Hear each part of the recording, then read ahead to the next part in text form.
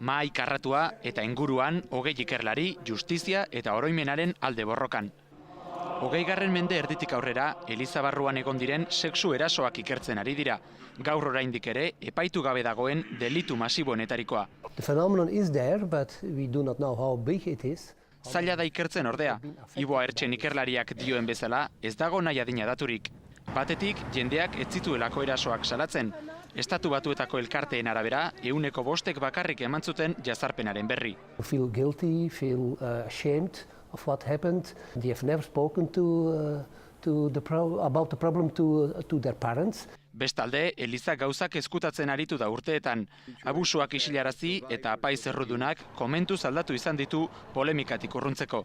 Most priests or teachers were not punished, although there are exceptions. In all our countries we had cases where priests were convicted and condemned, but that is only a minority, I think.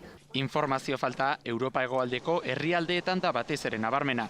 Espainian ikerketa bakarra, 1985 egina. Un porcentaje alrededor de un 4%. Eraso sexualak jasandako 4%, Eliza Katoliko barruan sufritu zituztela aitortu zuten. Adin txikikoak kontutan hartuta berriz, portzentaje hori 9% igotzen zen. Se eleva el porcentaje al 9%. Azken bi aita santuek gidatuta hasi da gutxika, Eliza jarrera aldatzen. Voy a pedir perdón del daño que han hecho por los abusos sexuales. This is really the black box for us, what Rome is doing in this. In the past, at the national level or the local level, there were bishops in all countries who tried to cope with the problem, but often they didn't feel very well supported by Rome. 60 urteren ondoren hasi dira gertatutakoa berrikusten.